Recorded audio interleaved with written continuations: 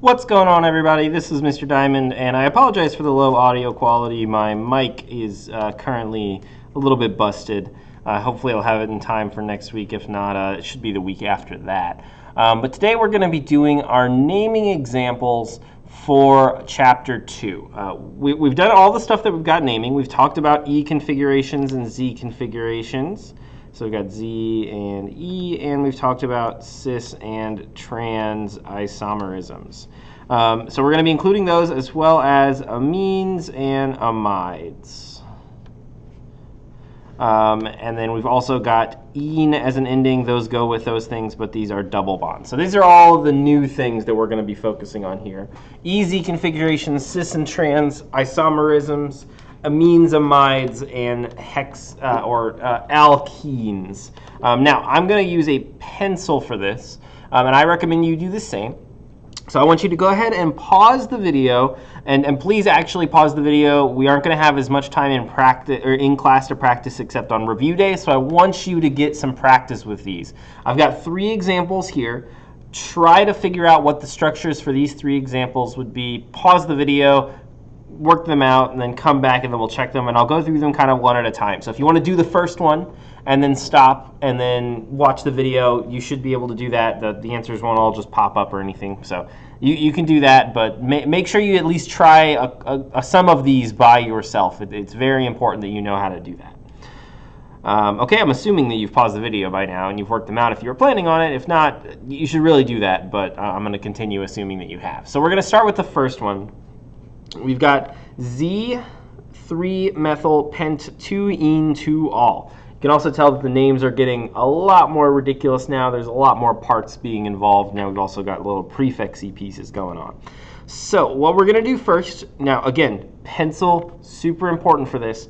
We're going to go ahead and start. I'm going to make this A, or molecule A, so we can track it.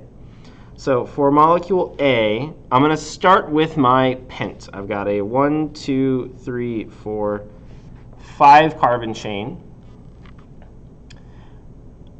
And then you can technically start putting pieces wherever, but you should, when you have one, you should always start with the double bonds. Because if the double bond has a specific configuration, you want to make sure that you get that double bond in the right spot. So I'm going to go ahead and on carbon number 1, 2, I'm going to put a double bond here. Then it also says that on carbon 1, 2, 3, there is a methyl. So that's a single carbon right there. And then on my second carbon, I've got an ol. Now, OL, that is an alcohol. So I'm going to put this here. I'm going to put it as an OH. So I have 1, 2, 3 methyl, pent, 2-ene, 2-ol. But I have to double check. I have to go back and I have to make sure that it is Z configuration. So let's do priority. On this side, so I'm going to kind of tilt it horizontally. So we're going to look at this side of it and this side of the molecule. Those are what we're looking at. So on this top portion, this piece is a carbon. This piece is an oxygen. Looking at the periodic table, oxygen has a higher priority than carbon because it has a higher atomic number. So this side is going to win my priority. And then on this side, this is a carbon, this is a carbon. This carbon is attached to a hydrogen, a hydrogen, and a hydrogen. This carbon is attached to a carbon, a hydrogen, and a hydrogen. Since this first carbon is the first point of difference, that carbon is a higher priority than this hydrogen. That means that this side has the higher priority. I'm using the pen just to indicate it. You should not do that on yours, otherwise it'll make erasing it a bigger pain in the butt if you have to. In this case, I have lucked out, and my 2 high priority groups are on the same side, which means that I am a Z configuration, which means this is actually correct. Now, some people like to kind of do this out in pencil, and then they kind of write it with more confidence in pen. I will do that really quickly as well. So we're going to go ahead and do 1, 2, double bond, 3, 4, methyl group, alcohol group. Don't have any other little notes around it. That is my answer. This is Z3-methyl-pent-2-ene-2-ol. Okay, if you want to go ahead and attempt the other ones, pause the video. We're going to move on to molecule B here. Start at the same place using pencil again. So for molecule B, I've got hex. So 1, 2, 3, 4, 5, 6. 1 and 1, 2, 3, 4, 5. I have 2 double bonds, so 1, 2 double bonds. And then on 1 and 1, I have amines. And so since this is going to be an amine, I don't know why I decided to just write the word. I'm going to get a lot of crap for that. So amines are some carbon group attached to NH2. And it may have less H's if it's attached to more pieces. So we're going to go ahead and just do NH2 though. NH2. Hex, so that's 1, 2, 3, 4, 5, 6. 1 and 2, 3, 4, 5. There's double bonds, and then there's 2 amines here on this first one. So we are done.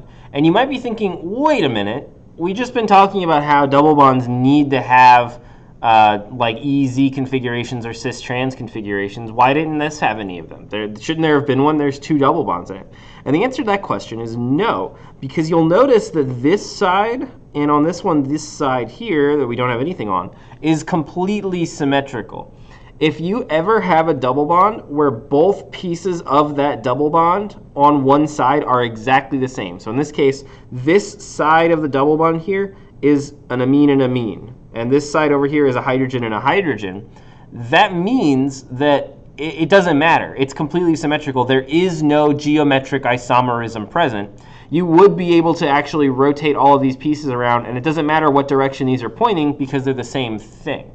So if you have something like this show up, you may not actually have to do EZ configuration or cis-trans isomerism for a question. And in this case, you don't, because this side has amines and this side has hydrogens on it.